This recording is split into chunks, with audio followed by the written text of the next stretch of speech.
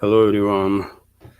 News summary from Russia for 9th of August. And as always, I have prepared quite a number of news for a news segment of this live stream. And without further delay, let's start with the news. And first of all, I give you latest update on long-range strikes on Russia that are conducted by Western-backed terrorist regime of Zelensky and their NATO allies, or with assistance of their NATO allies. So RIA News is reporting based on Defense Ministry's update that air defense systems on duty intercepted 97 drones over the Russian regions overnight from basically 22:41 yesterday late evening to 5 o'clock this morning. I can give you more specifics on that. 28 drones were intercepted over the Kursk region, 13 drones each over the Bryansk and Kaluga regions, 10 drones over the Tula region, 8 drones each over the Oryol and Belgorod region, 7 drones over the Sea of Azov, 5 drones over the Krasnodar region, 2 over the Rostov region. In Crimea, Moscow region, and Lipetsk regions, 1 each, and this is just during the night time. On top of that, TASS news agency reported this morning that basically from 5 o'clock in the morning until 8 o'clock in the morning, in this 3-hour period, the Kyiv regime, with assistance of NATO, launched another few dozen of drones, and 21 of them were intercepted. I can give you some specifics on that too. So 7 drones were intercepted from this 21 over the Sea of Azov, 6 over the territory of Bryansk region, 4 over the territory of Kaluga region, 3 over the waters of the Black Sea, and 1 over the territory of Republic of Crimea. And this is not all. Just a few minutes ago, Mayor of Moscow, Sobyanin, reported that yet another drone was destroyed while it was on its path towards Russian capital. So another enemy drone flying towards Moscow has been destroyed. Moscow's mayor Sergei Sobyanin reported on his Telegram channel. And if you combine all the numbers that Russian media reported about this long-range strikes that Western-backed terrorist regime of Zelensky conducted during the night and the early hours of this morning, the number will be about 130 up to 150, basically, because unfortunately not 100% of drones are intercepted, or at least constantly, right? Because it's just technically not really possible. So significant increase, I will say, in terms of these long-range strikes deep into Russian territory compared to previous several days. This might be related to Trump's ultimatum that expired yesterday, or maybe this is just a pre-planned long-range strikes of NATO and the Kyiv regime that has nothing to do with the Trump's ultimatum. I cannot know for sure, obviously, but clearly there is a significant increase in the numbers. Yesterday, for example, Russian media reported that about 30 drones were intercepted over the night, right? Maybe a little more. Today, we are talking about over 100. Also, dear friends, obviously, whole world most likely is talking about and discussing now reporter by many media outlets and by Trump himself, U.S. president, that meeting between him and Russian President Vladimir Putin will take place on 15th of August on Friday, and you guessed where? In Alaska, by the way, U.S. state. So Trump wrote about this on his social, that their highly anticipated meeting between myself as a president of the United States of America and the President Vladimir Putin of Russia will take place next Friday, August 15th, 2025, in the great state of Alaska. Further details to follow. Thank you for your attention to this matter. Trump wrote on his True Social, and opinions are differ, by the way. Some people are commenting on that and saying that these developments are not really good because Russian president is going to hostile territory to meet with the president of the hostile state. And I can see logic behind that kind of approach. Other people, experts and so on, are claiming that this is a step forward for Russia, because during their direct talks, sides might actually get closer, might find a common ground to de-escalate. I don't know what the hell is going on, by the way. I'm still skeptical that this meeting will even take place. And if you ask me, I think it's too risky for Russian president. And also, it does not look nice or cool, by the way. Or let me say, it's a bad optics when Russian president is visiting, gonna have a meeting with the president of the hostile country on the territory of this hostile country, and we are talking about US, right? Due to which tens of thousands of Russian citizens have been killed. Let's not forget that due to criminal actions of the US administrations, US intelligence community, US militaries against Russia, tens of thousands of Russian citizens died as a direct involvement of this state. And to me personally, if this meeting will take place and if Russian president will actually visit US, that will look for many people worldwide, by the way, as a surrender, as a sort of capitulation.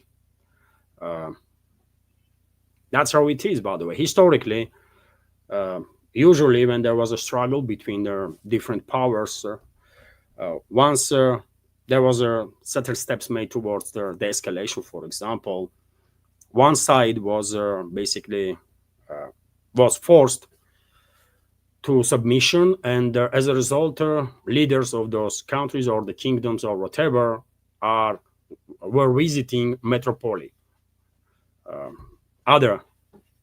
visiting basically capital of hostile nation, right? It was never other way around, historically speaking, right? And terms, obviously, of this meeting are gonna be set up by the Washington, and therefore, I am actually not happy with this development. I think Russia being trapped once again, and we're gonna get fooled once again. By the way, Russian society was very correct when it was very skeptical about Minsk I, Minsk II agreements. Russian society was on the spot, right? Spot on.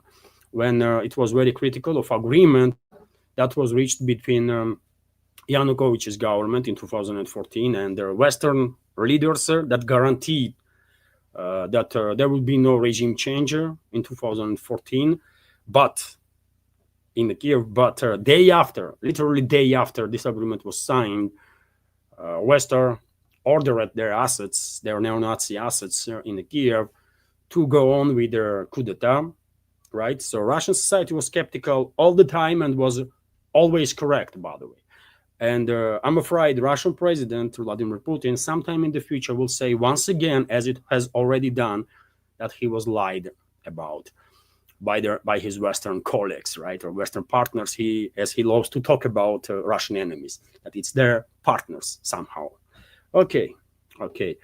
It's only a matter of time, and Vladimir Putin will say again that, you know what, we did not expect that they would lie to us. I mean, if he was not expecting that Western so-called elites would lie to him during the Minsk I, Minsk II agreements, then maybe he is doing some, maybe be president of Russian Federation is not his job, actually, right?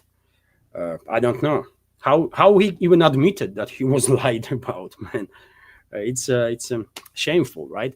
But nevertheless, Russian president might actually visit US. I was monitoring since this news broke, by the way, different social platforms, right, to see reaction of the society. And impression that I get is that people are skeptical again. Society here in Russia, I would not say vast majority or just a little part, but based on reactions of their people, ordinary people, on this development, I can say that at least significant number of society here in Russia is extremely disappointed in this news. Myself included, by the way. I think we've been played around, and I think this is a step back. I think Russian leadership, while exercising this constant restraint, actually encourage enemies of Russia to escalate and escalate and escalate constantly until even striking Russian nuclear triad. And because Russia did not retaliate, now they are calling the shots, right? And the Russian president being summoned to visit freaking US, man, to have a meeting. It's crazy, man. It's so shameful, by the way. It's a shame. It's a shame that this is happening, but this is my personal opinion, by the way. You have agree with me or disagree, but historically speaking, such developments mean that one side forced other to submission. And that's why this side is visiting the hostile territory, right? That was historically the case, man. Russian side confirmed this information. Aide of Russian President Yuri Ushakov stated that yes, Russia and US President Vladimir Putin and Donald Trump will meet in Alaska on August 15. Okay, man, it's such a shame. It's a freaking disaster. It's just freaking disaster, man. That's why I was critical of this constant exercise of restraint, because unwillingly Russian leadership encourage enemies of Russia, globalists, neocons, or whomever, to constantly escalate because they think, and they are quite sure at this point, that Russia is bluffing constantly. Russian leadership, by the way, is bluffing constantly, because there was so many strong statements, isn't it? That if you do this, we will react this way. If you do that, we will react even stronger. Don't dare to launch long-range strikes on Russia. Don't dare to do this or that. And enemies of Russia did everything, right? Even struck Russian nuclear triad, and Moscow done nothing about it. Literally nothing. And therefore, globalists are on a march now. They think they are winning, by the way, and they are summoning Russian president to US. Wow. What a crazy developments are taking place. And they are, not just encouraged and emboldened, but yet again, they think they are winning, right? And I don't know. Fuck it, man. This is just too bad, man. Just too bad.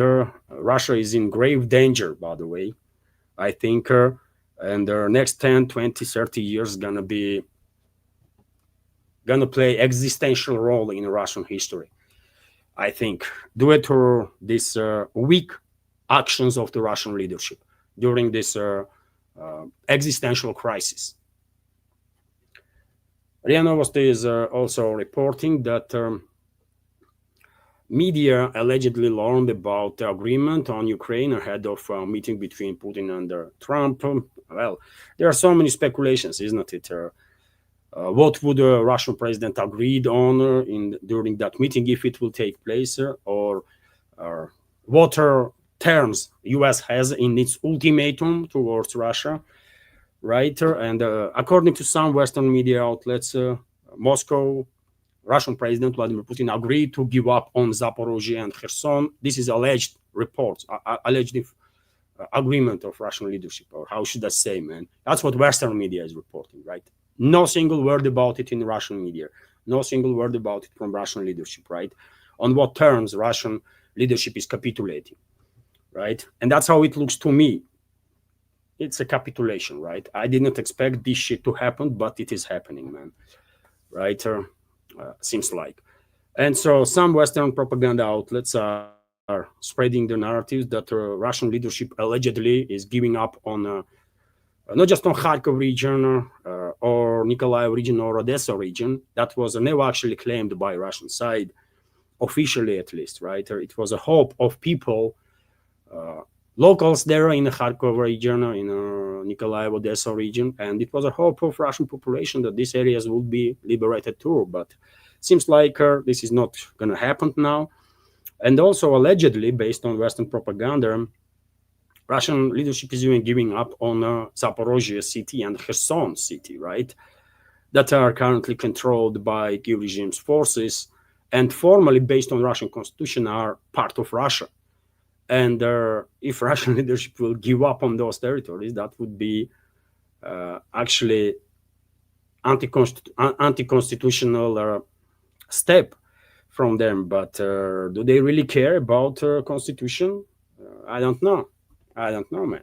I'm disappointed big time, man, about everything that is happening, right? And there is other scenarios also that being pushed, as I said, by Western propaganda. Mainly, no Russian side is reporting about these terms that Russia allegedly agreed before meeting will take place.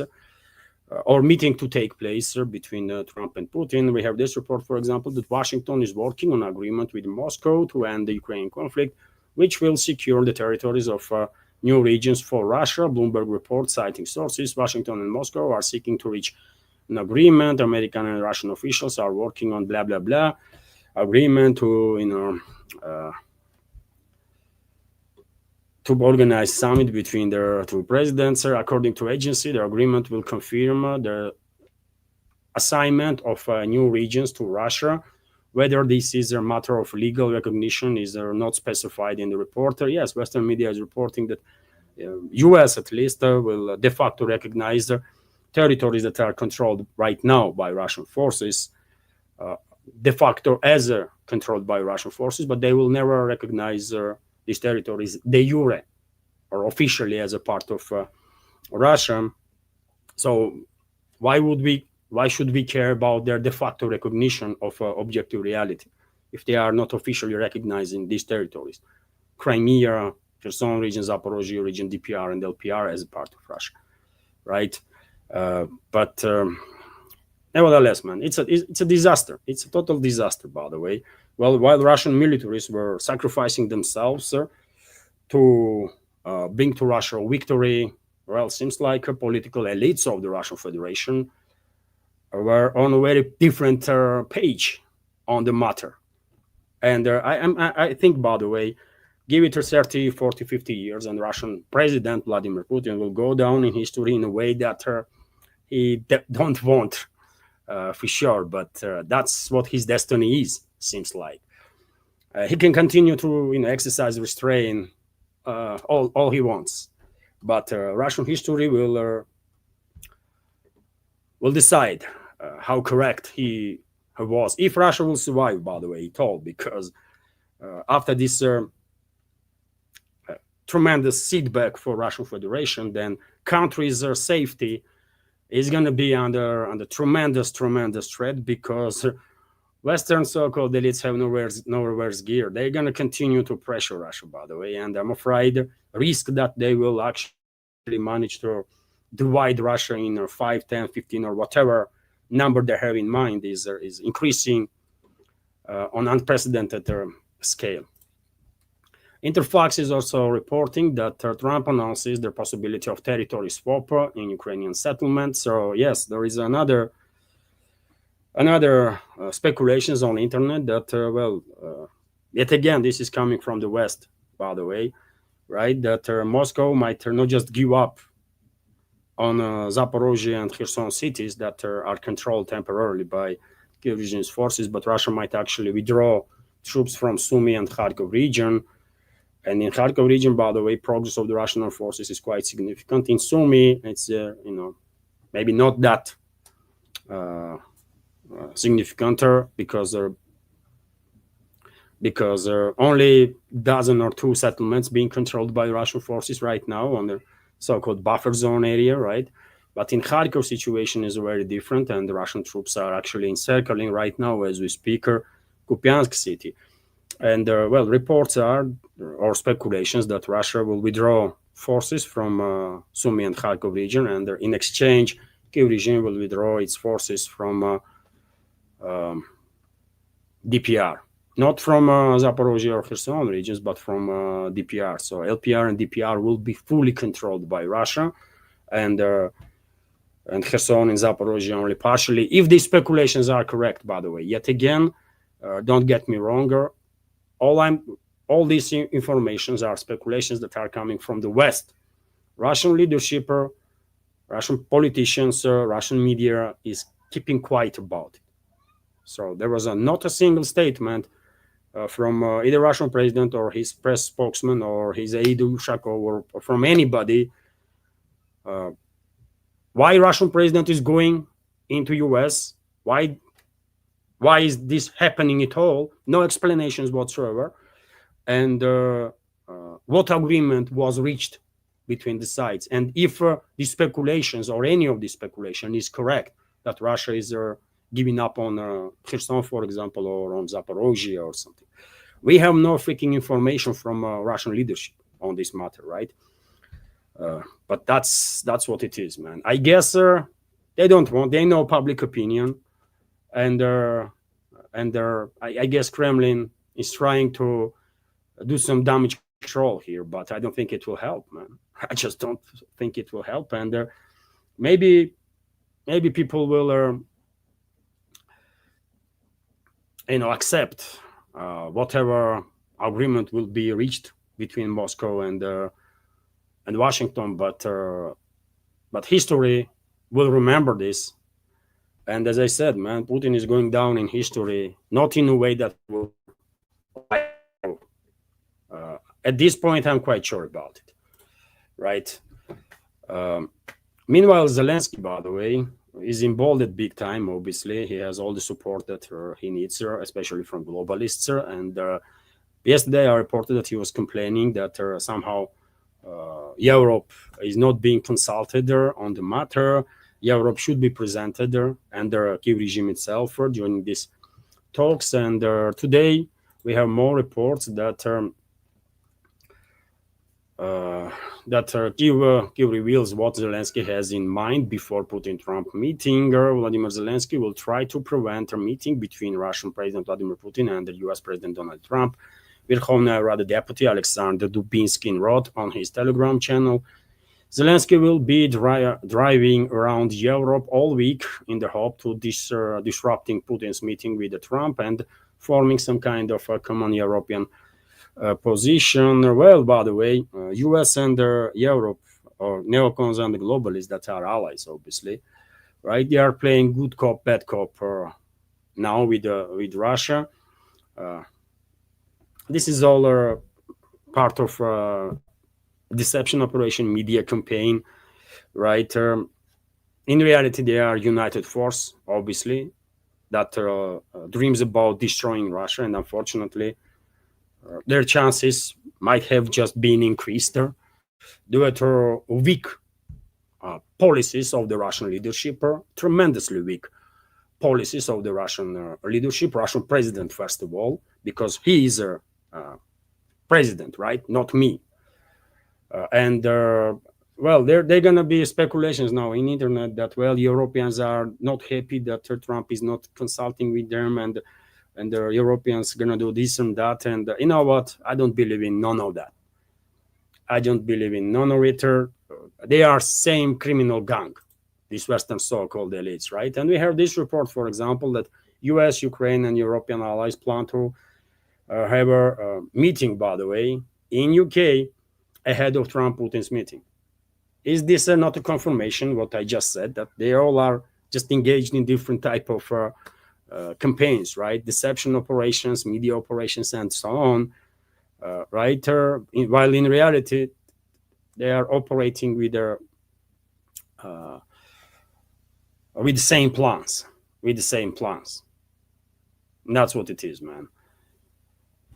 So representatives of the US, Ukraine, and Europe will meet in the UK this weekend to coordinate their position ahead of Trump-Putin's summit. Europeans have concerns that Trump might make a peace deal with Moscow, bypassing allies, the agency wrote.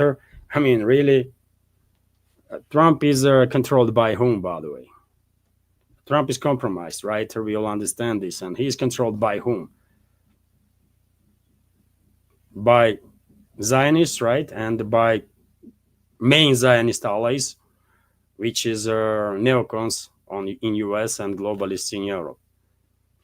So how Trump gonna do anything that globalists are not okay with? You tell me. How Trump gonna do anything, right, that either neocons or the globalists are, or the Zionists, by the way, are not okay with? He's not gonna do shit, right, without being authorized to do it.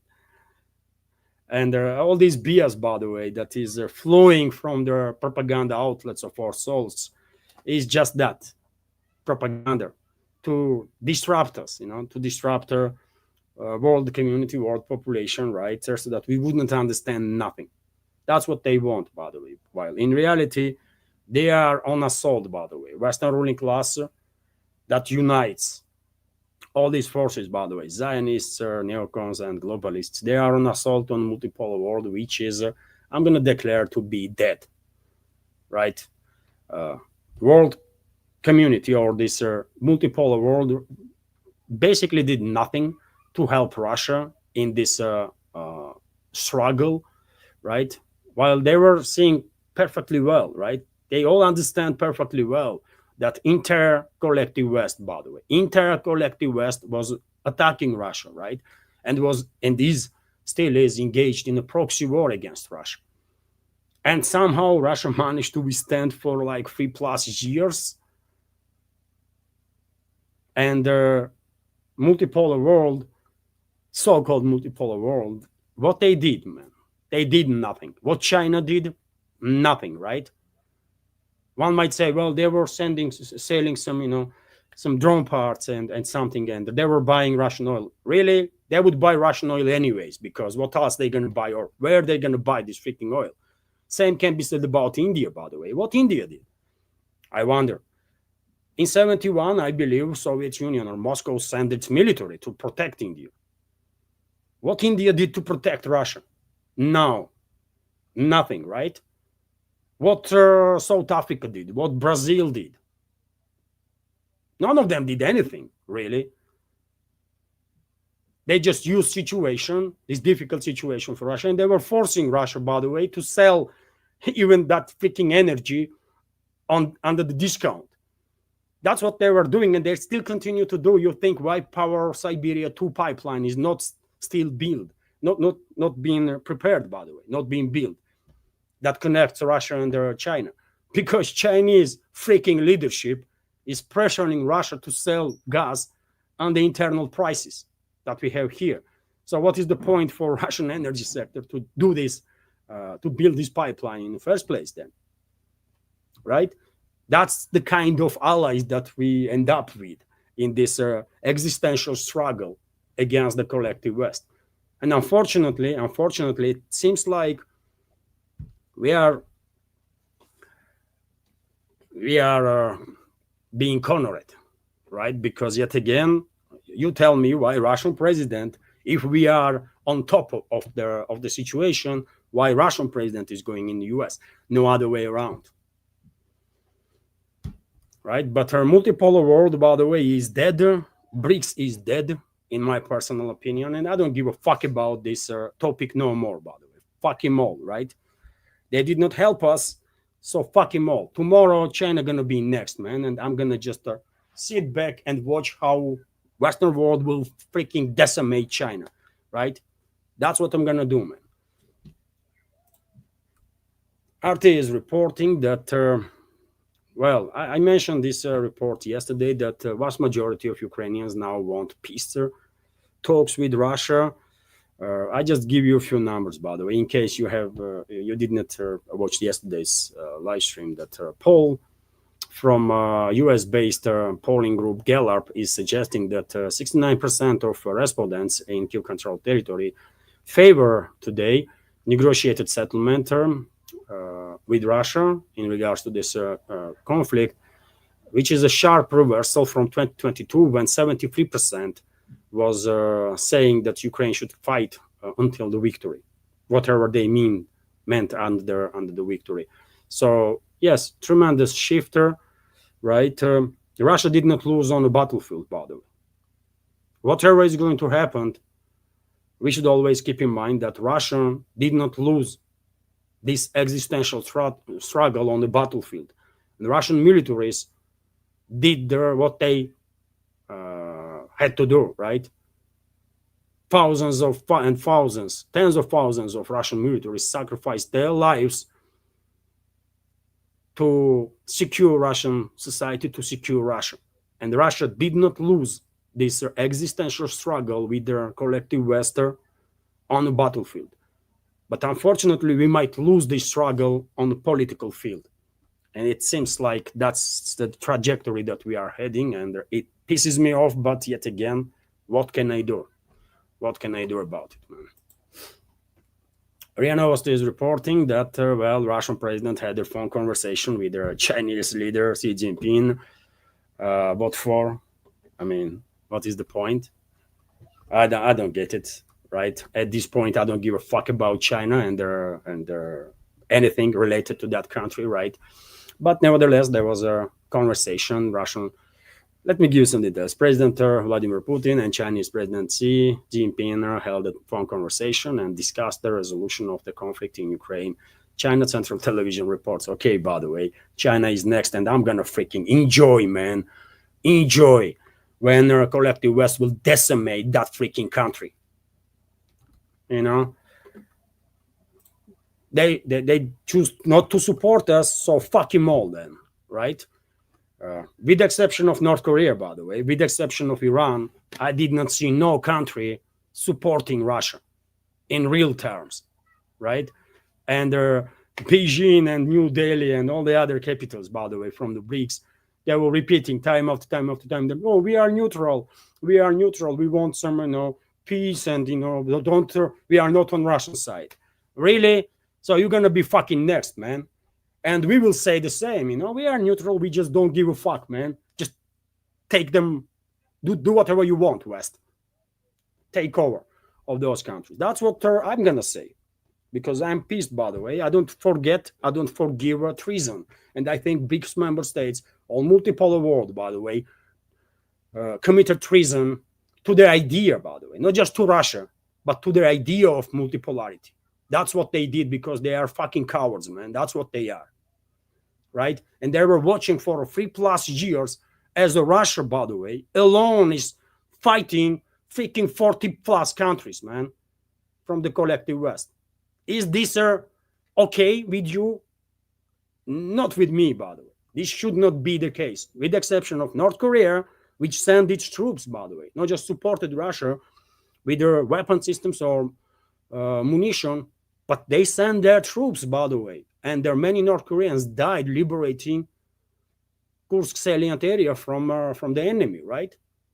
And Iran, by the way, was supportive of Russia, and world famous at this point Gerain drones, by the way, I think are built in Russian Federation under the license from Iran, where these drones are called Shahid, right? So yes, sir.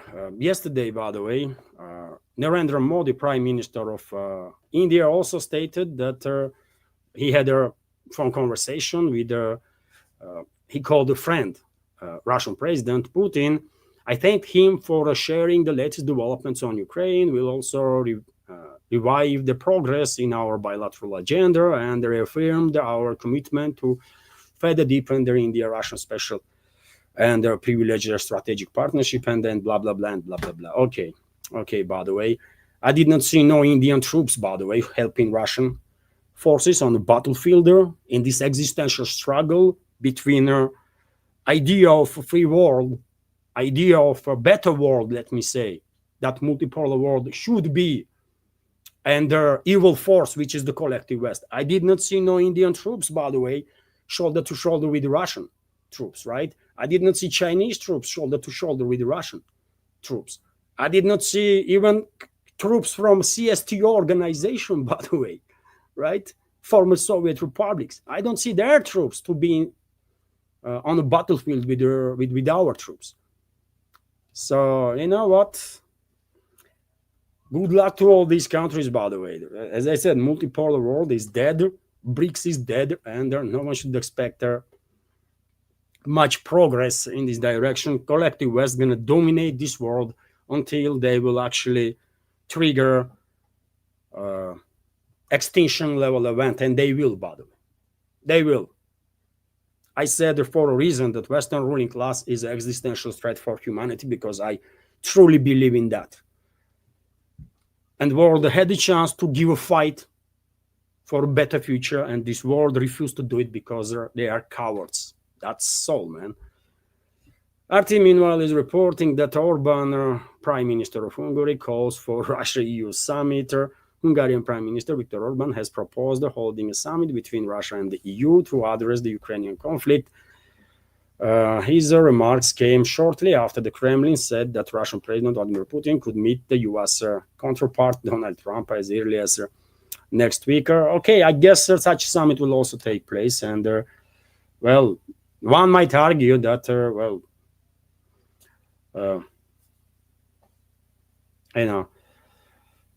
one might argue that Russia was forced to submission by both, by US, right, and by EU, by Europe, because that's how it looks like. That's how it looks like, man. RIA Novosti is also reporting that, all offices of the leading Russian media outlets to be closed in Germany. Why am I not surprised, by the way? No one has respect, by the way, for the country that is unable to retaliate and retaliate strong on hostile actions of their hostile states, right? And Germany definitely has no respect for Russia, German leadership, and they are demonstrating this literally on a daily basis. Every opportunity they have, they are trying to demonstrate how disrespectful they are towards Russia, by the way. They're going to close down Russian media, whatever is left there in Germany. Again, not at all surprising, right? And I'm going to give you this report, which is, I think, interesting to highlight how freedom of speech works in the West. YouTube bans permanent Zelensky critic, by the way, Ukrainian critic. So former TV host Diana Panchenko had more than 2 million subscribers on YouTube when her account was deleted, just like that. Because she was critical of Zelensky, she was critical of everything that was happening there. She was critical of Ukraine being sacrificed by the collective West for their geopolitical agenda, and there are hundreds of thousands of residents of that creation of the Bolsheviks, right? And her account was her channel, by the way, was deleted by YouTube. So much for freedom of speech, isn't it? And one may only ask question, how come that her channel survived this long, that she managed to have 2 million subscribers, by the way? I guess next is going to be Anatoly Shary, by the way. He also he's also a prominent critic of Western-backed terrorist regime of Zelensky. He's an exile writer somewhere in Europe. And he has also quite a big channel on YouTube. He is big on Telegram too, and on YouTube too, right? Over 1 million subscribers for sure. I cannot give you exact number. And I think after Diana Panchenko was, her channel was deleted, I think Anatoly Shary is definitely next. We will see. That's how freedom of speech works. European style, by the way, or Western style, let me say. Meanwhile, as I reported yesterday, your friends, Israel is going to occupy Gaza City, and there are some reports are suggesting that Israel is planning now to go ahead with their new full-scale military escalation and to occupy whole of Gaza. And for these purposes, according to Israeli Channel 12, 250,000 IDF reservists will be called up, right, to be engaged in this final, I guess this is going to be final push of Israel to either kill everybody in the Gaza Strip or to force whoever will survive out of Gaza. And the world community going to do nothing, of course, by the way. This coward so-called world community going to do nothing about it. Mark my word, they did nothing until now. Just statements like this one, for example, that Germany suspends arms supplies to Israel over Gaza. This was stated by German leadership, right? And yet again, do you believe in this? How it took so long for Germany, for example, to realize that, Israel is actually committing genocide there. They killed over 200,000 people. And Germany was still supplying weapons right, to commit this genocide.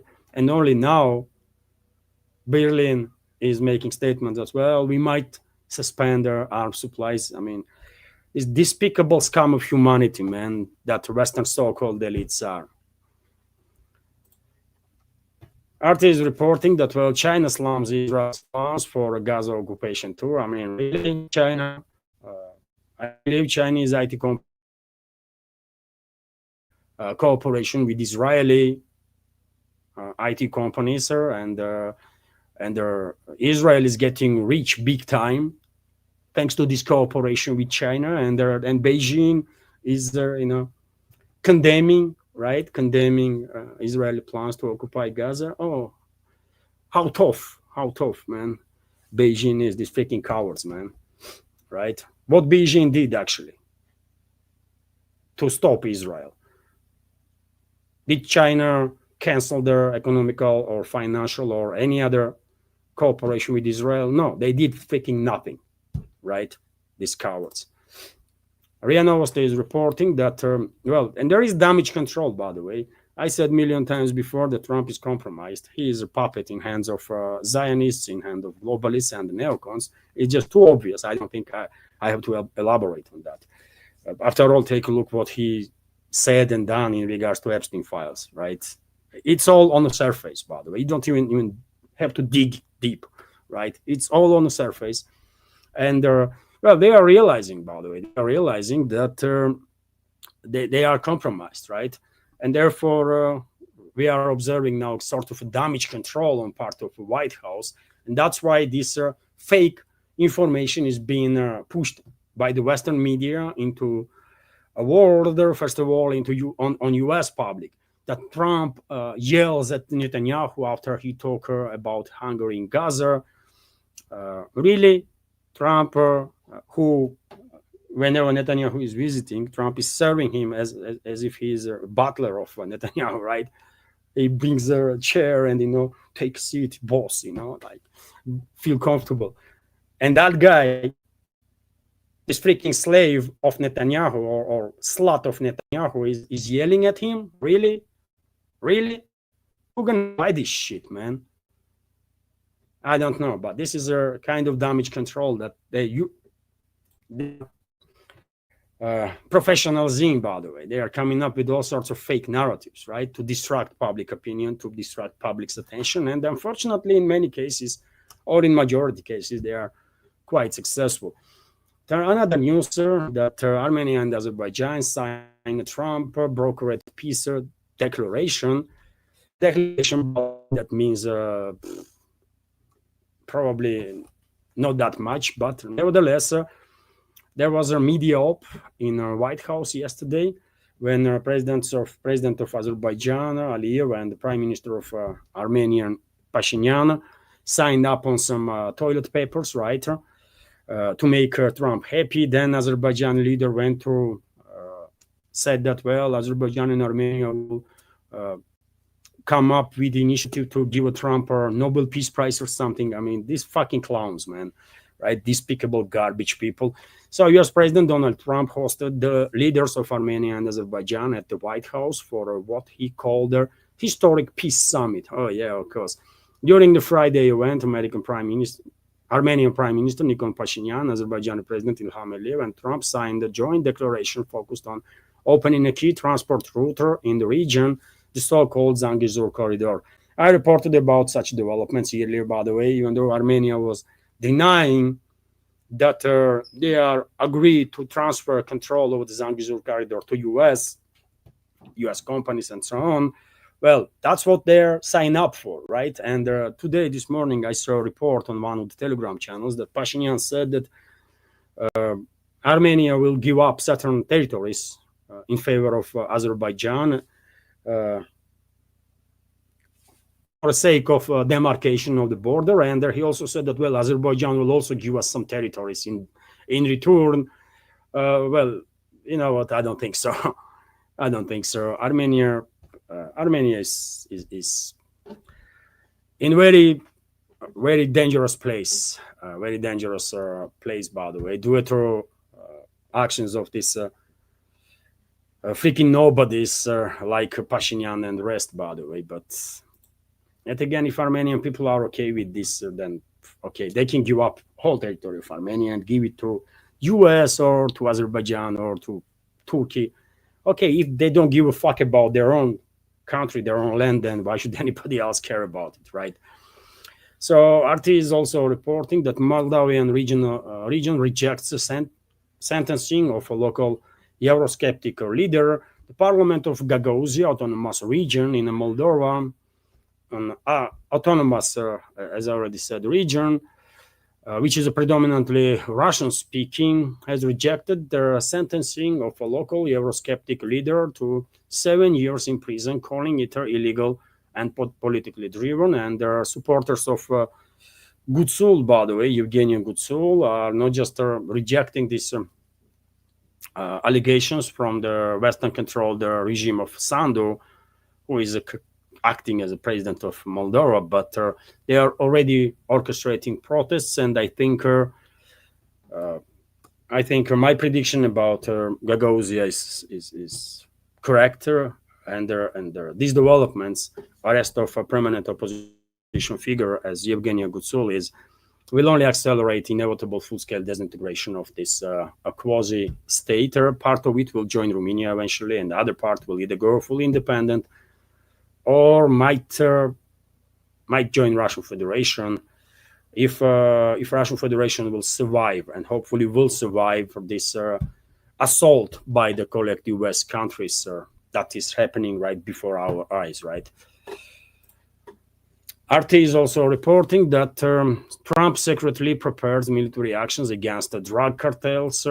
So US President Donald Trump has secretly ordered the Pentagon to begin using military force against Latin American drug cartels, previously labeled terrorist organizations. New York Times reported on Friday, citing people familiar with the matter. So, okay, Trump is kind of declaring war on drug cartels. Let's see how successful they would be, right? I'll give you this report also that India has suspended the plans to buy weapons and aircraft from the United States after tariffs were imposed, the Reuters reports. I mentioned this yesterday also, by the way. Maybe this will work on US, maybe not, I don't know. But India is trying at least to fight back, but India going to be alone now, you know. India, China, Brazil, South Africa, all these countries, by the way, they had the opportunity to fight for their future together, right? They should, in my personal opinion, all the countries, leading countries that were focused on multipolar world should actually support Russia in this struggle, existential struggle, by the way, against evil forces that Western ruling class is, right? And they did nothing. They did nothing, right? As I said, I did not see militaries from either BRICS member states or from this, let's say, emerging multipolar world, shoulder to shoulder with the Russian troops, right? And that was a fatal mistake, I think. That was a fatal mistake. There was a chance to actually get rid of domination of the collective West, this evil force over this globe, and seems like humanity lost this chance, lost this opportunity. And now every country will deal with their collective West separately, and well, New Delhi might act tough, but how much chances do they have against alone, by the way, against the collective West? Not that much chances, isn't it?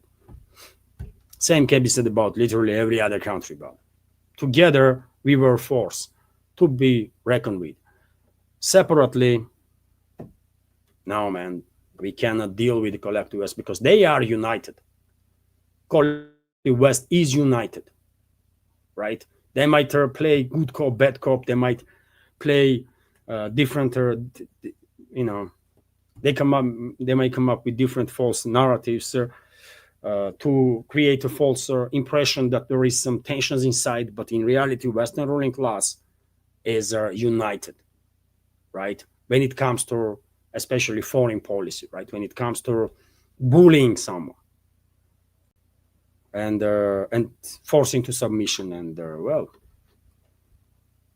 let the world deal with this situation. By the way, no one should say no more that world or humanity did not have the chance. No, humanity had the chance, and only Russia fought this war against this evil force, right?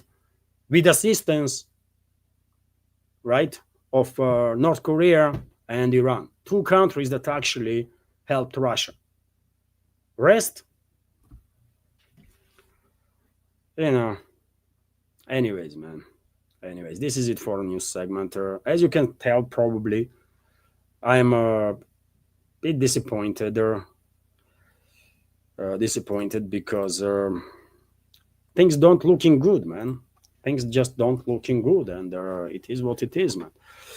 Right? I'm not gonna pretend that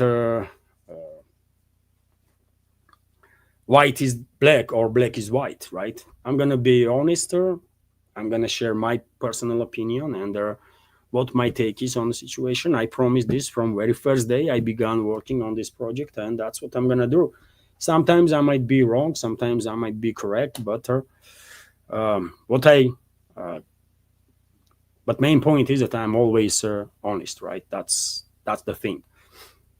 And I don't think you see that many times, by the way, honest conversation on the internet, and true emotions. People are, so many freaking actors, man, right? Including in alternative media too, man. So it is what it is. But let me check. I see there is I guess there was a super chat, right? There is a super chat, by the way. Let me first share with you a super chat, and then I will be engaged in a community chat. Let's have a conversation, dear friends. I'm interested. What is your take on all this situation, right? And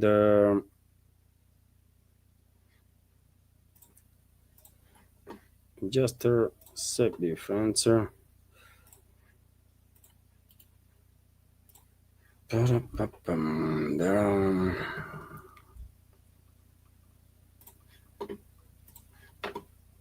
Let me share first super chat, dear friends.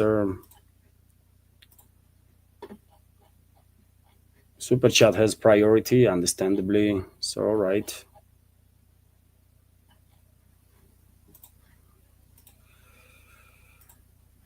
So,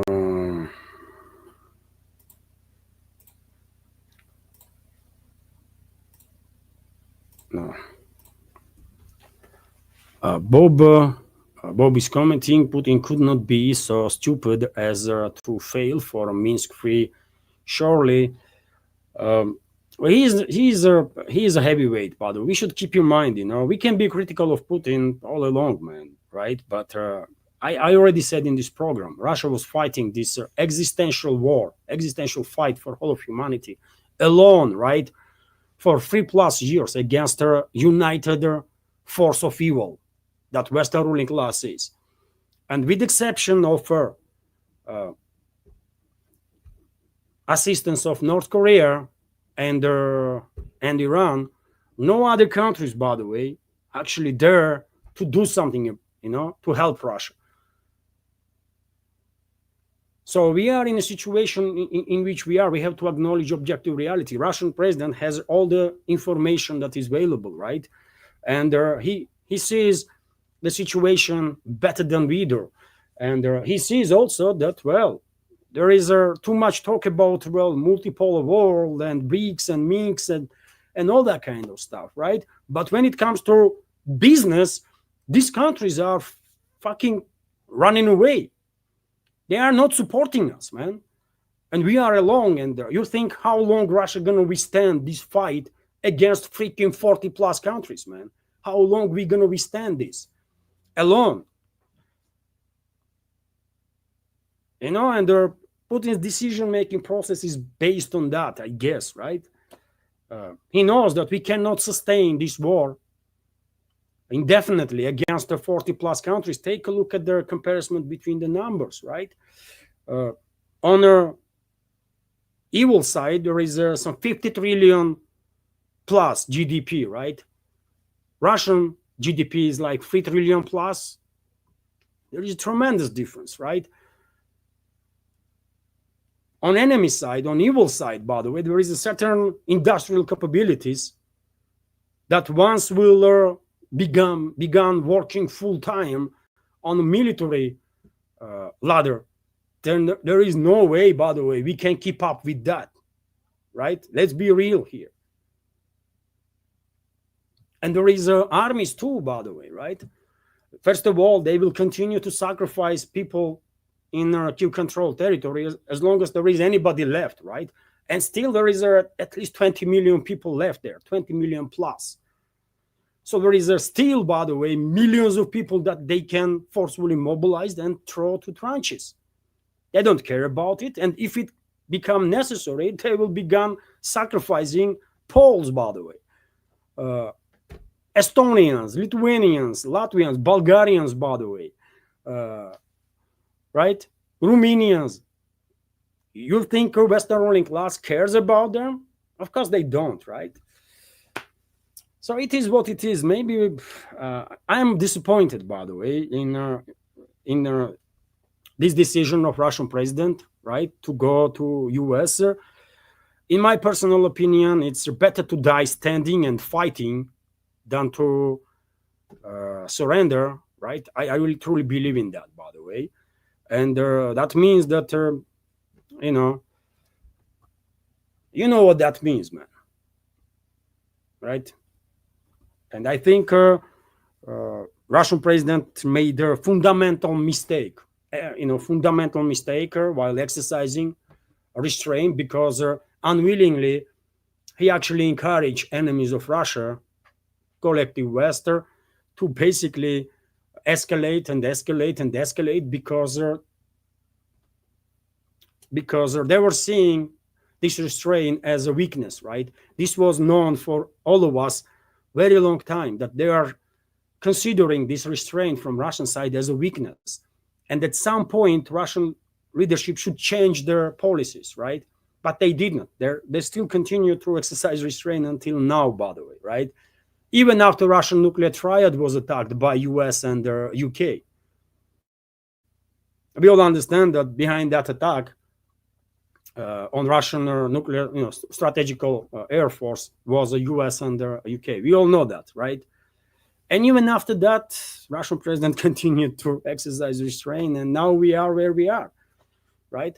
Collective West is just laughing at us, and they think we are bluffing constantly, and we will do nothing, right? That's what they think. So I think it was a fundamental mistake on part of Russian president in the judgment, fundamental flaw, right? When Russian side decided to exercise restraint, and it is what it is, man. And also, same time, now Russian president has to make his judgment based on current situation, right? And in current situation, we are in a position when we can no longer, or not much longer, sustain this war against our united evil force, right? I mean, we can sustain it for a year, for two, right, for three, but they have much bigger capabilities than we do. They have like trillion people almost, right? We are only 145 million. As I said, they have a GDP of combined GDP of US and EU and other collective West countries up to 50 trillion plus. We have only 3 trillion GDP. Alone, we cannot sustain this fight for much longer, by the way. And so Russian leadership now just don't really has much options but to, seek the escalation, right? And it is what it is. If we had actual support from collective, from this so-called emerging multipolar world, that would change the calculus. But they're not going to support us, by the way, right? And as I said, I'm going to enjoy, by the way, when collective West will smash China, for example. I'm going to freaking enjoy that. Fuck him all. That's how it is, man. That's how it is. So, of course, Babior or Bob, Putin knows that Western elites cannot be trusted. He knows whatever agreement he might sign up is just a temporary pause, going to be just temporary pause in this assault that Western is committed for against Russia, right? But maybe we are now in a situation, me and you, we don't know everything that knows Putin, right? And currently, maybe we are in a situation that we need this pause. Maybe, I don't know. I said, by the way, it was a fatal flaw in the judgment of Russian president when he did not use extreme force against enemies of Russia, right? But it's too late now. It's just too late now. Our current policies have to be based on the current situation. And that's why I guess Putin is agreed to go to Alaska, man. It does not look good. It's not good, by the way, right? But if a little pause will come out of it, I think Russia needs that pause right now. Because can you imagine, man, to be in a proxy war against the entire united evil force that the Western ruling class is, man. Okay, North Korea can and will continue to support Iran. Iran did not send its troops, right? Iran helped her with this Iran stuff, and the reports are that maybe they assisted Russia with some other ways. And many thanks to them for that, right? But to be successful in this war, by the way, we need a much bigger help from a multipolar world, and we're not going to get that help, right? And yet again, I don't take as an argument that, well, China is buying Russian stuff and India is buying Russian stuff and Brazil is buying. Oh, really? They will buy this stuff anyways, right? They were buying this stuff before special military operation. They're buying this now, and they're going to buy this stuff in the future too, because there is only so many suppliers of certain goods, right, in this world.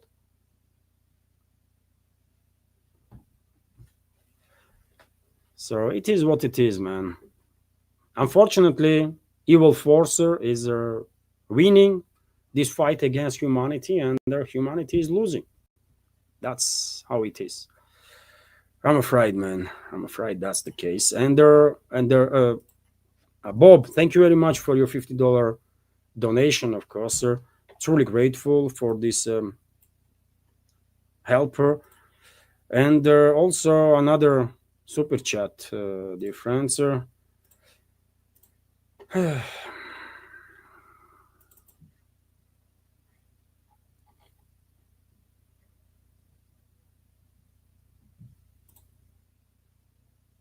Also from Bob, $20. Thank you very much.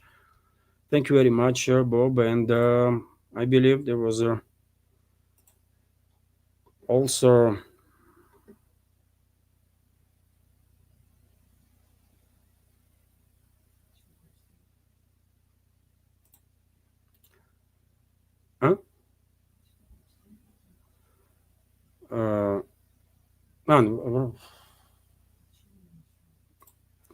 let me share also this super chat, dear friends, from Bob again. Bob, thank you very much. You've been very supportive of my work and this project. And super chat from Bob is that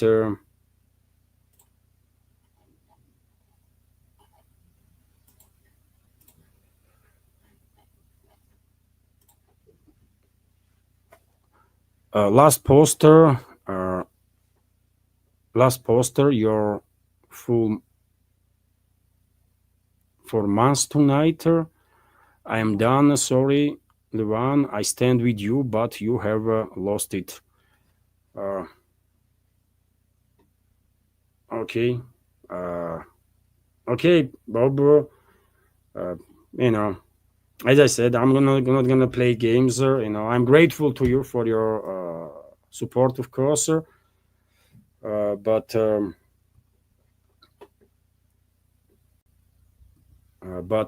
gonna be real, dear friends. I'm gonna be real always. I mean, some might agree with me, some might don't. But at least I'm not playing around, isn't it? At least I'm not messing around and not acting. And I think many people will appreciate this honesty, right? We need more honesty, by the way, in this world because there is too much freaking fake stuff is going on, right? Fake people, fake decisions, fake negotiations, fake everything, right? So honesty is something that we all need, I think. And dear friends, let me be engaged now in. There was super chat again.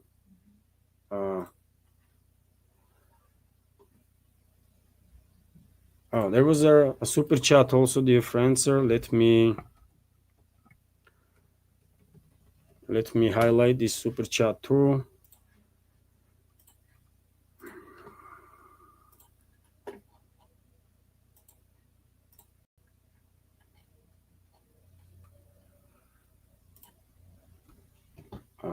Magwar or Banger, thank you very much for a $10 donation and the super chat. With love from Welsh. That is the comment from Maga. Thank you very much for your comment and for your support. Truly appreciate that. Thank you. Thank you very much. And I will scroll now, dear friends. If I see question addressed to me, I will react on it. As always, capital letters will help with that. My apologies if I was a little depressed today or the emotional, but we all are humans, right? We all have good days and bad days. It is what it is, man.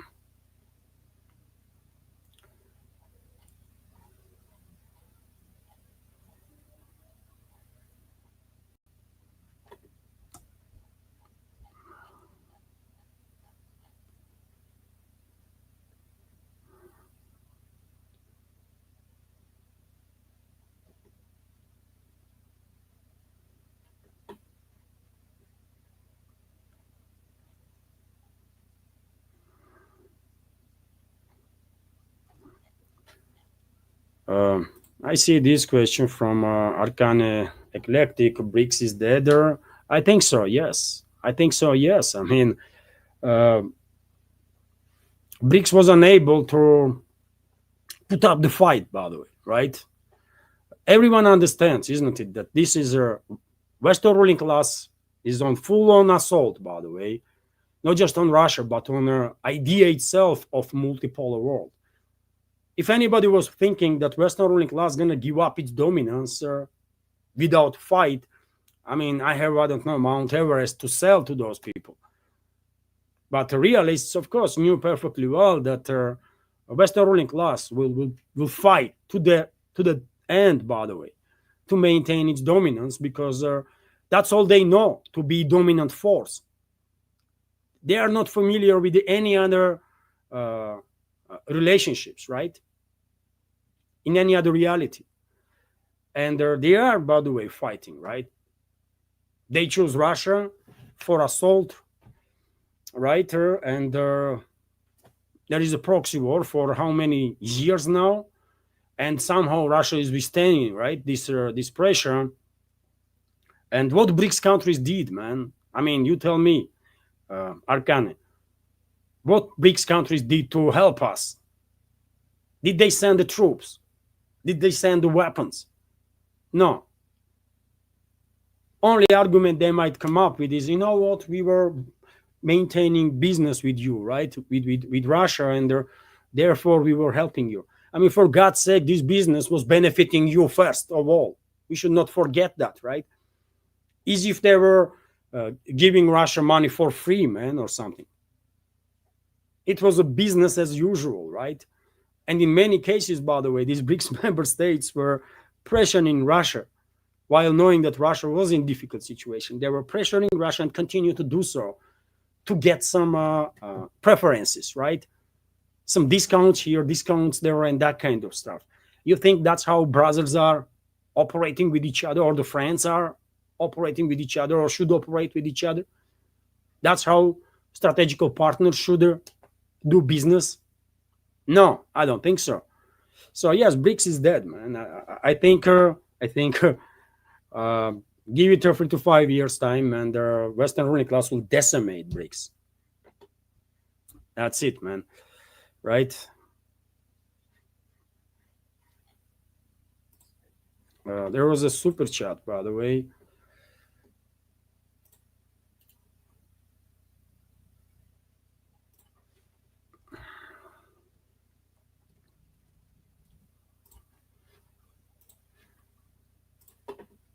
There was a super chatter, so let me highlight the super chat on Rumble, dear friends.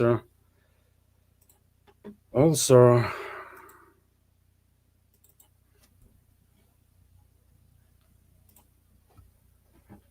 super chat from Blorb on Rumble, and comment is, thank you for all you do, Levan. Thank you very much, Blorb, for your support, attention, for your super chat and the $5 donation. I appreciate your support, truly grateful. Many thanks. Thank you very much. And let me continue to be engaged there with community chat.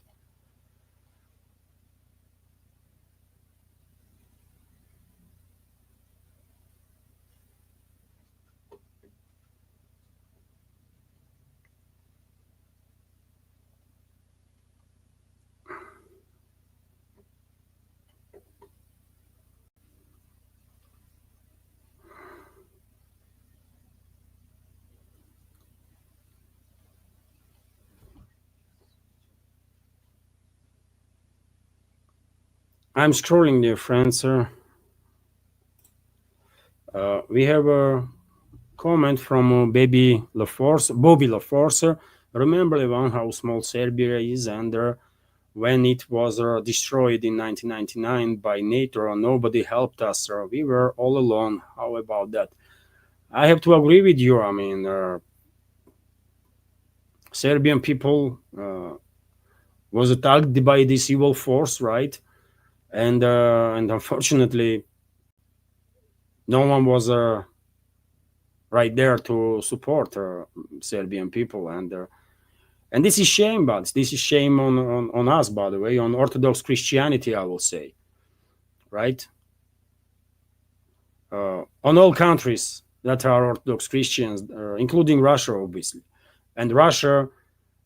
It was a Yeltsin president at the time, and you know what was going on here in Russia. Militaries, by the way, we should keep in mind that militaries at the time, even though our country was in tremendously difficult situation, and militaries were not getting paid, by the way, and nothing, right?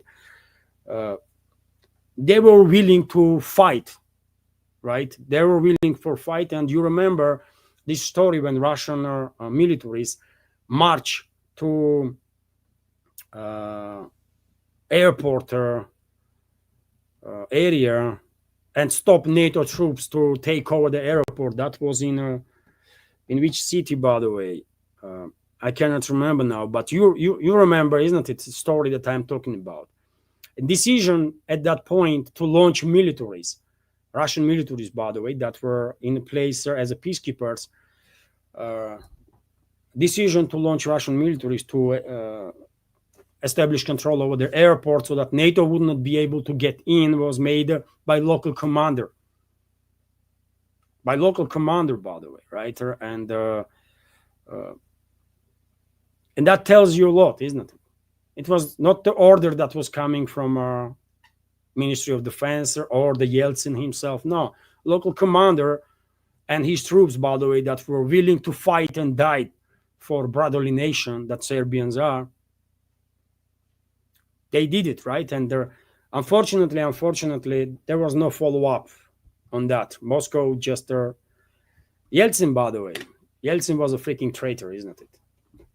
Bitch of CIA. That's what Yeltsin was, right? As Gorbachev during the USSR, last years of USSR. So what you expect from CIA bitches that either Gorbachev or Yeltsin was. You know. So sorry to Serbian people, by the way. I mean, we did not protect Serbian against this evil force, and rightfully so. Many Serbians probably will never forgive us for that.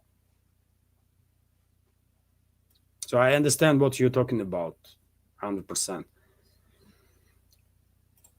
There was a super chat, so let me. Wow.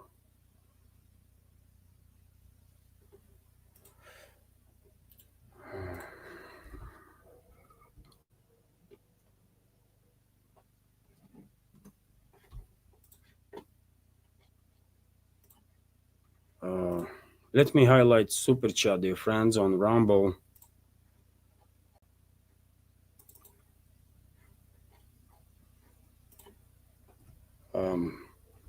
Dwalder, thank you very much for your very generous support donation of $100.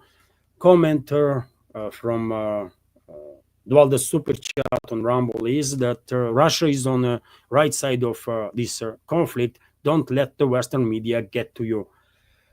Thank you very much, Dwalder, and I'm not gonna allow no propaganda, by the way, to influence my judgment for sure. Thank you for your donation and very important recommendation. I understand what you mean and how important is to keep mind clear from any false narratives and any such kind of influence. And I'm gonna do this. I mean, I'm gonna maintain my views free of any sort of propaganda or the speculations. Thank you very much. And of course, I agree with you 100%, by the way, that Russia is on the right side of history. There can be no doubts about that. And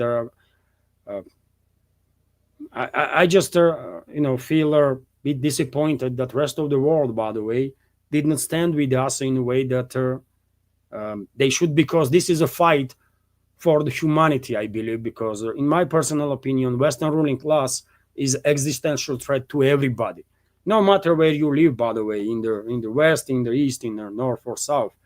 They are existential threat to all of us. And right now, Russia is engaged in this fight against this evil force, and unfortunately, not that many not that much support is coming from either emerging multipolar world or the BRICS or whatever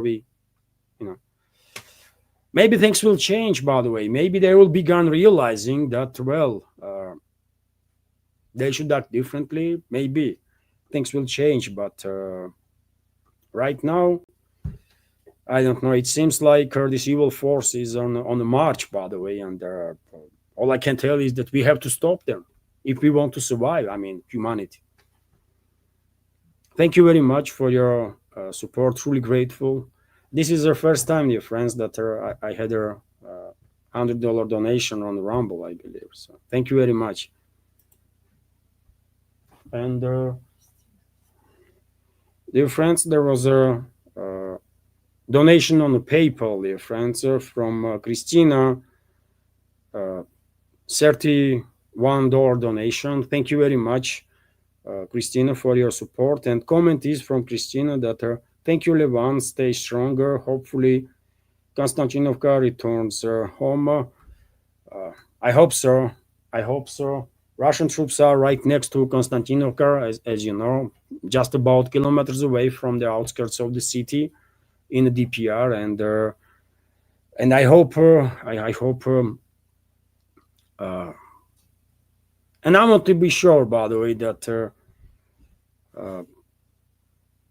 we will succeed. We will succeed in this existential struggle. I mean Russia, and I mean all of humanity, because I'm 100% convinced that Russia is fighting humanity's fight. We should not be alone, by the way.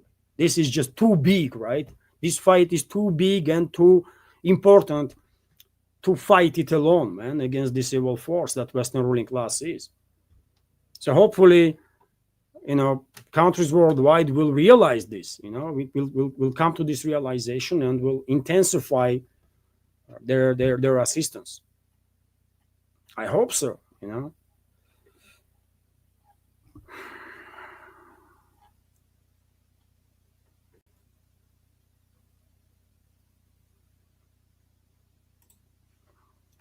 One, it's a treason according to Indian constitution to deploy Indian troops until we are attacked. That's why we could not deploy troops in 1971 in Bangladesh until Pakistan attacked us. Yeah, I can understand the issue, all these nuances, yes, but if you want to do something, you can find the ways, right? I mean, if countries in the BRICS, if they wanted to assist Russia, they actually could do it, right? But only North Korea did, and partially Iran. North Korea supported Russia with weapons and manpower, and Iran supported with their certain technologies on. Russia had the drone technologies when it comes to sophisticated drones, right?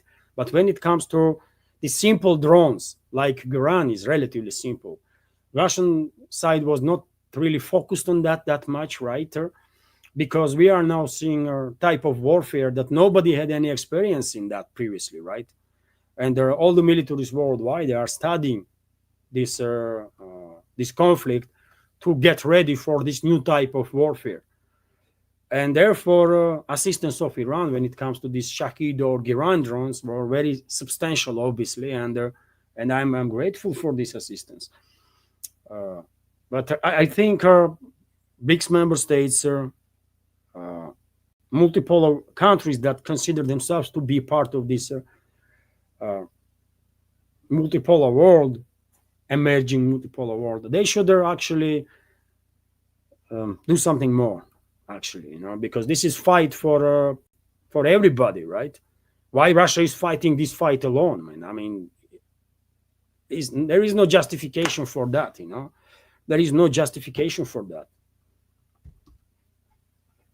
And therefore, I'm going to have no care now, no more about either BRICS or the multipolar world or anything else, man. I'm not going to play no games, man. If they are not helping us in this critical junction, then why should we care about them, man? Really, that's my attitude, That's my attitude, and if we will see in upcoming days or weeks some tremendous changes in terms of support for Russia from their other countries, right? Okay, I will adjust my opinion, but otherwise, what? Probably Moscow and Washington will find common ground one day. It may not be agreement that Russia would prefer to have in place, but nevertheless, it will be some agreement, right? And Russia will probably de-escalate, and Western influence will increase, and Russia will, as a result, by the way, become a part of collective West. Eventually, by the way, I mean, like it or not, but that's how it's going to be. If Western influence is dominating the situation, then, well, and you tell me if multipolar world will win in that case anything. I don't think so, right? So it is what it is, man. It's a sad day. I think we are observing sad days for all of humanity. Sometime in the future, younger generations, gonna look at this time as a crucial point when humanity should fight against evil force, and it did not. Right? And that's how collective West managed, or Western ruling class, or the evil force did manage to maintain dominance over the world. And eventually, by the way, they're going to kill us all, man. Western ruling class is an existential threat for humanity. And at some point, by the way, they're going to trigger extension level event. Maybe in 10 years, maybe in 20 years, maybe in 100 years, but they will do this because they are reckless. They just don't care, right? They attacked Russian nuclear triad, by the way. I mean, there is no much left after that, right? There is no much left after that.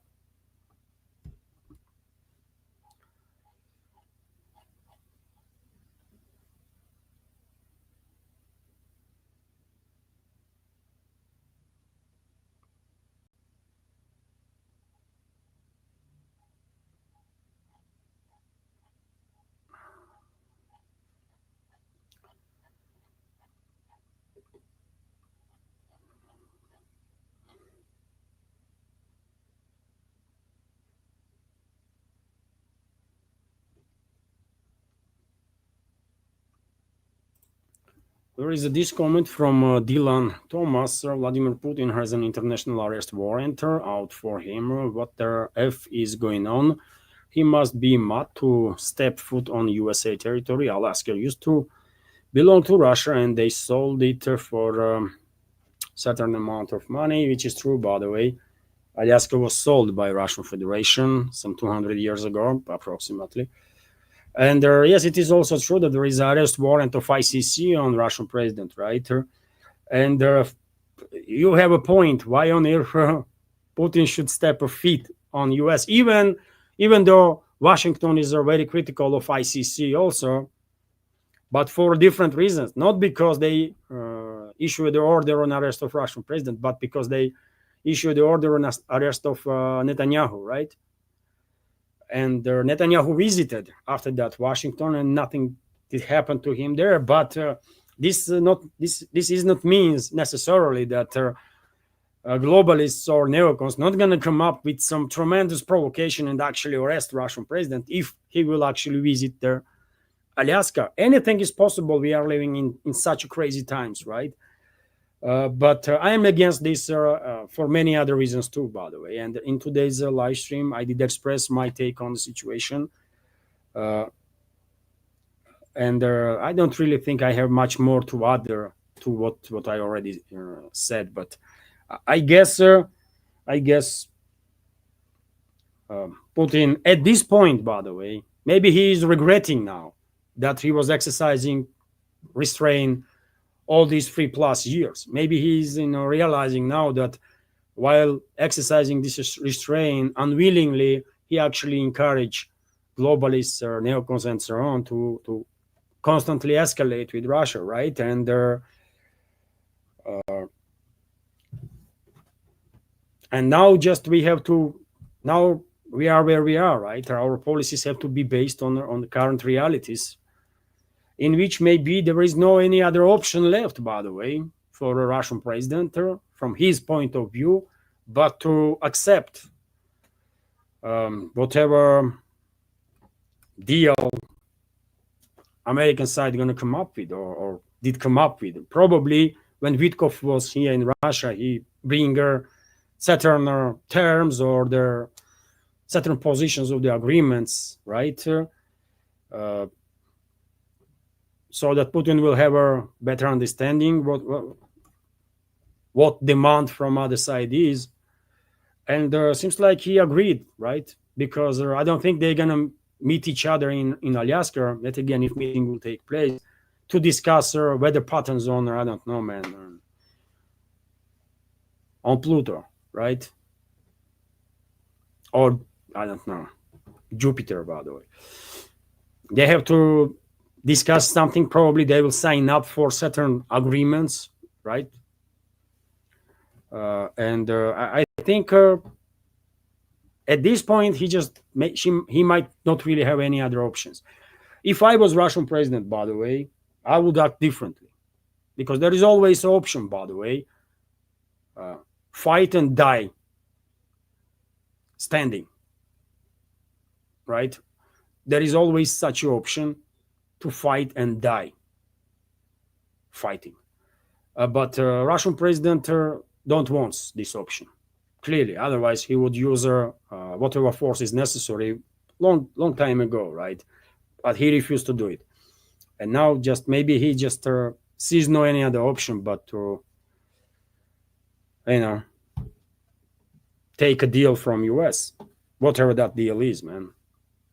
Probably we will never learn details. I mean, just some general phrases will be thrown at the public, and that's about it, right? But yeah, I don't know. What can I say, man? What can I say? I'm very upset for many reasons, by the way, for many reasons. But first of all, I'm upset that Russian president made this fatal error in the judgment. Yet again, my personal opinion, you may disagree with me, but he made a fatal error in the judgment when he decided that he gonna constantly exercise restraint no matter what. And by doing so, unwillingly, obviously, unwillingly, but he actually encouraged enemies of Russia or this evil force that was the ruling class is to escalate with Russia, escalate, so much so that at this point, I mean, we are in a situation when they are targeting our nuclear triad, even, by the way, you know. So what they're gonna do next? Drop nuclear bombs on us, or what? I don't know, man. It's total mess, man.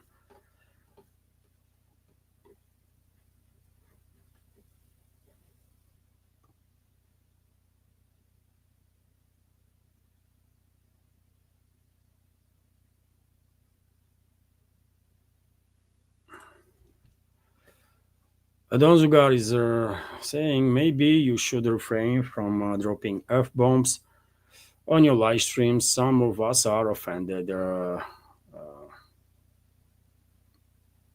namely Arcane Eclecticer take offense at the virtually anything. I did not see poster or comment from him that he was I'm not, I'm talking about freaking political elements, right? From whenever I may be using freaking word or something like that. So why should anybody be offended, man, by this? Do you see live streams, sir, by the way, on other channels on alternative media? I think my language is much more clean from all sorts of slangs than in majority of the channels on alternative media. So I do take this feedback, and I understand what you're talking about. My apologies if anybody was offended that I use F word or whatever. Sorry for that, but yet again, let's be real, dear friends. Let's be real. I think I'm providing quite. I'm trying to, at least to provide a good content. Once you watch my videos, by the way, at least you have understanding of how certain groups, at least, right, in Russia feel about this topic or that topic, what their topics themselves are that are discussed in the Russian media and public, right? And I don't think there is much more alternatives in this regard, right? But nevertheless, I understand what you mean, and I'm taking your recommendation into account for sure. There was a super chat. Let me share with you a super chat, dear friends. Now,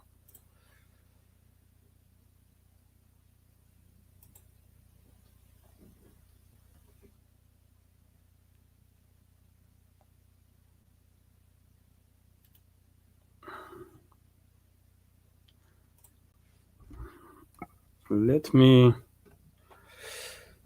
share with you, dear friends, a super chat from Rumble, from our moderator there, Banzo Beans.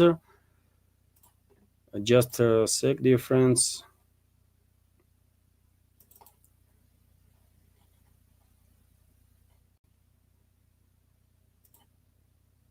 This is not. That's it. So, Banzo Beans, moderator of our channel, is commenting. Thank you, John, for your help and for your super chat and the dollar donation. Your Rumble community has invented a new expression, passive aggressive. Uh, Thank you for your passive aggressive comment. Well, thank you, thank you, John, for letting me know uh, what cashew means. I don't even know the word.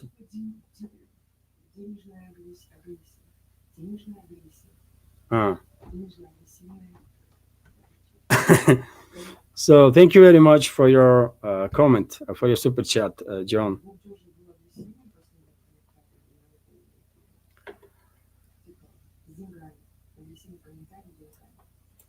And, thank you very much. And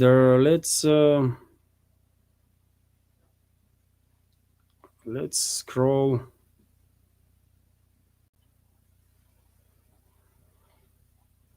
Pum, pum.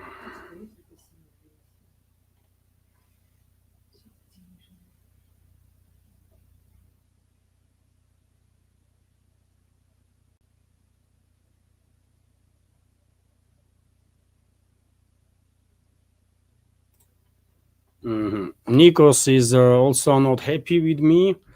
Uh, I've been reduced one for more than 2.5 years. For the first time, you angered me. I'm sorry, but I can't be kinder. I feel you are wasting my time, and I might go away for a while. Uh, it's your decision, Nikos, isn't it?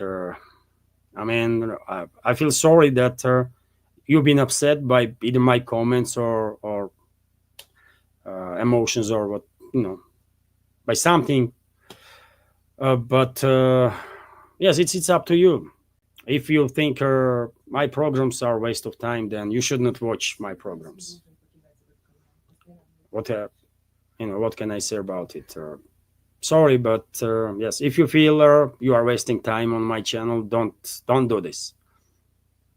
Thank you, though. Thank you very much for being here. And for being active member of the community until now, at least.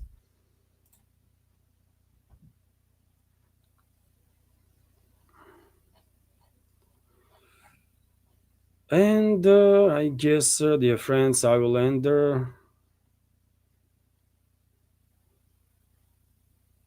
I just put the question and I lost it, man. How?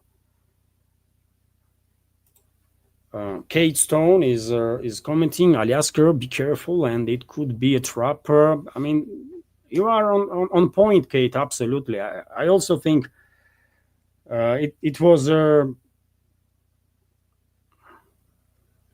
I don't know. I mean, I just don't like the idea that Russian president is going in on the territory of a hostile country, right?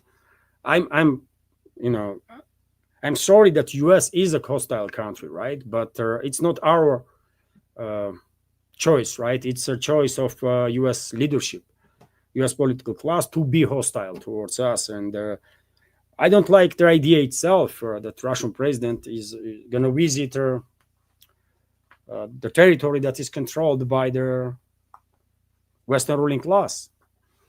Being, no matter it is Alaska or California or I don't know, Florida or the New York or you know, uh, many countries in this world could actually organize and host such a meeting or in the Middle East or in Africa, by the way, or in other parts of this world. Why Russian president is visiting U.S. itself? Uh, I don't know. It's just too bad, man. It's too bad in so many levels that you know. And Kremlin is sort of in a damage control mode. I can tell you that because uh, Ushakov also went to say aid of Russian president Yuri Ushakov also went to say that after confirming that Putin will visit U.S. that next meeting will take place in Russia between the two presidents. But I don't think this information is changing something. There might be no next meetings, right? And it's about this particular meeting that being announced, right? Why Russian president is going into U.S. I don't get it.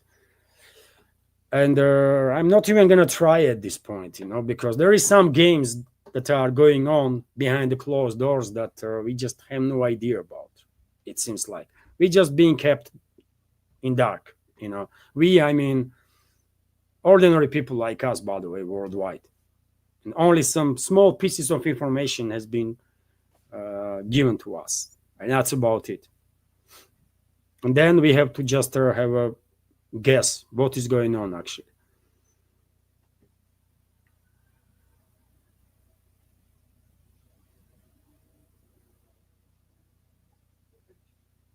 Oh, there was a super chat.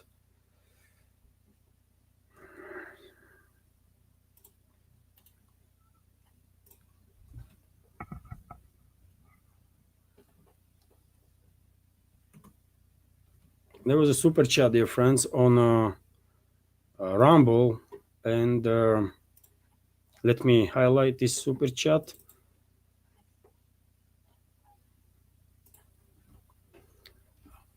Pentawovin, thank you very much for your comment, for your super chat and $3 donation. Comment is from Pentawovin. A week ago, I saw that Medvedev apparently said that Mossad was not the only one with the Trump tapes on Epstein Island. Did Medvedev actually state this? I did not see it, Pentawovin. I know that certain media sources, even in alternative media, by the way, in the West, especially in the US, did push this narrative that allegedly some Russian high-ranking officials, some were speculating it was Medvedev, some were speculating it was someone else, that Russian side claims that it's not just Israel that has some stuff on Trump to blackmail him and to control him. Russia also does. And none of the Russian media outlets, dear friends, that I'm monitoring reported anything about it. And Medvedev did not say nothing like that. I did not see Medvedev's comment on either. He has many channels, by the way, almost on all the social platforms that we have, and I don't see he's making such a statement on any of it. I mean, maybe I did miss something, but I don't think so. He did not say that Russia has any materials to blackmail Trump, any compromising materials on Trump. No one from Russian leadership said anything like that. Although Western media, by the way, including especially in alternative media, if I can give you an example, for example, Kyle Kalinske. I don't know if you are familiar with this person, Kyle Kalinske. He has a massive channel, by the way, on YouTube. He's a left-leaning commentator, right? And a big name in U.S. alternative media. And just a couple of days ago, he reported exactly on this matter, that Russia is someone here in Russia stated that Moscow has some compromising stuff on Trump, but I don't know from where Kalinske took this information, but it's not true, by the way. I did not see anything about it here in Russia. Maybe Russian secret services do have something, maybe, but no one said it openly. That's what I want to say. So, and Medvedev did not say nothing like that. No, I did not see his comment on this matter. And we know Medvedev is not shying away, isn't it, to say some strong stuff, but he did not mention anything about some materials that are compromising Trump. I mean, I would not miss such a comment, by the way. I can tell you that much. So thank you very much for your super chat and the donation.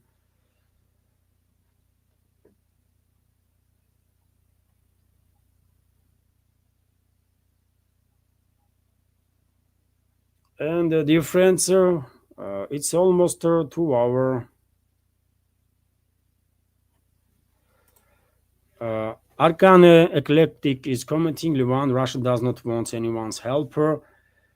Yes, I mean, Russia can fight and will fight, and they're well capable of defending itself. right? After all, as far as we know, Russia has the biggest nuclear arsenal in this world, right? Over 1,000, about 1,500 nuclear warheads should be on duty at any given point, and there are another 4 to 5,000 nuclear weapons, nuclear warheads in storage, right? US is the second, China is the third, and so on, right? So, of course, Russia, technically speaking, is well capable of defending itself. But in this existential struggle that is happening right now between this evil force that Western ruling class is and the Russia and the humanity, and that's how I see this situation. By the way, I think Russia should not be alone, man, and Russia should not take most of their weight in this fight. That's what I want to say. I remind you, dear friends, that North Korea and Iran, yes, did help Russia and continue to support. But where is the China, by the way? Where is the India? Where is South Africa? Where is Brazil? Where is all the other countries that were so vocal about multipolar world? You know, Russia didn't ask for help, but it does not mean that you cannot help, right? Help if you can. Russia did not ask for help North Korea, by the way. It was North Korean leadership that says, you know what? When we were in a fight, you helped us, right? And Soviet Union did, by the way, right? And so we're gonna return your in favor our assistance too. And other countries can do this also.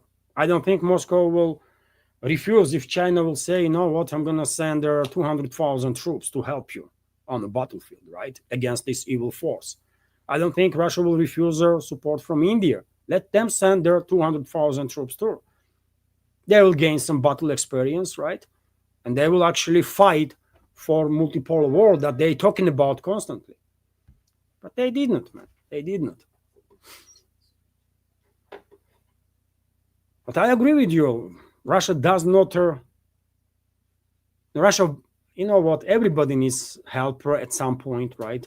And I will say, help would be very, very useful if it will come, right? But it's already might be too late. You know, if Russian president agreed to go to Alaska and sign up for whatever agreements they have discussed behind the closed doors, then at this point probably it is already too late for the BRICS or the multipolar world. BRICS is dead, man. BRICS is dead, and multipolar world is dead too. That's how it is. Let's be real here. Let's be just real, you know. And also there is another super chat.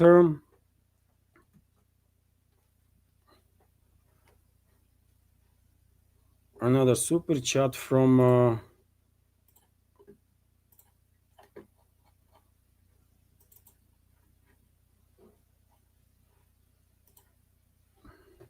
Pentawoven. Thank you again, Pentawoven, for a $3 donation. And the super chat comment from Pentawoven is that are interesting because if Russia did leak those tapes of Trump, USA would crumble into a civil war very quickly. That's why I figured Trump wanted to meet in person so quickly after summers. Maybe you are on point there. You know, I'm not gonna lie. I didn't really trajectory, right? Thank you for giving me a reason to think about this this possibility now, and I will. But yet again, you know, I mean, anything is possible. I because I did not think about such a scenario, I don't really have a strong opinion. But maybe you are on something there. You know, maybe, but yet again, why Russian president is going into US. Why it's not other way around? I don't know, but it well might be that topic that you uh, are discussing is have something to do with all this situation. Maybe, but I don't really have strong opinion on that. Thank you very much, Pentawovin, for your super chatter on Rumble and $3 donation. Thank you. And dear friends, I think I will end this live stream now. Thank you all for being here, for your comments, for your questions, for your attention.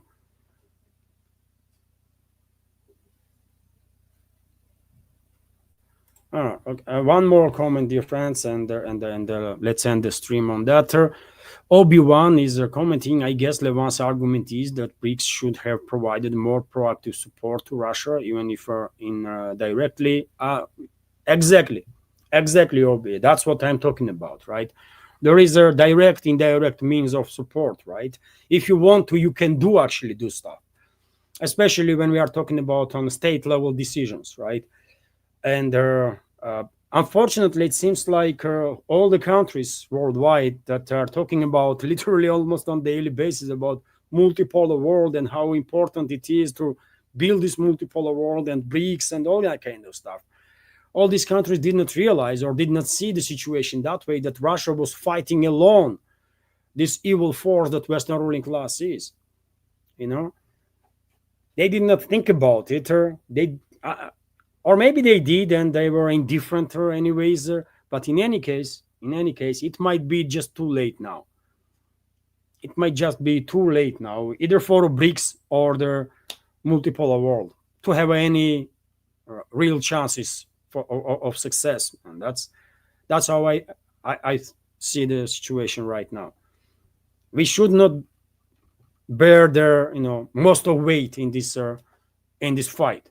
They should be our allies, as they called, at least. Our allies should be here, but they were not. And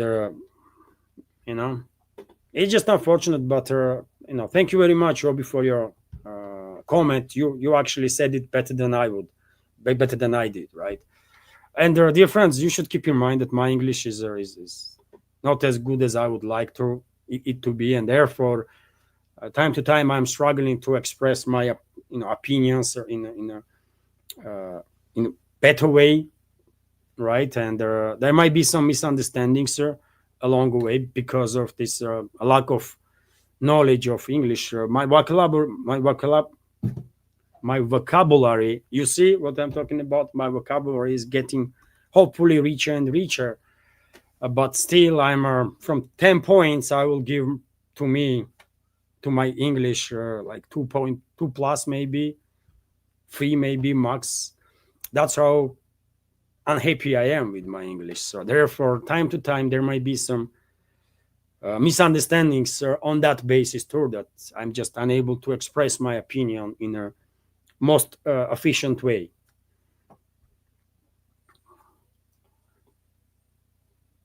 And I will end, dear friends, if I may, this stream. Thank you all for your assistance, for your support, for your attention.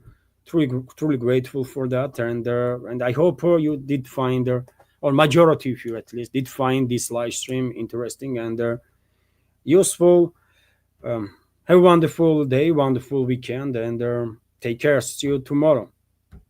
Bye.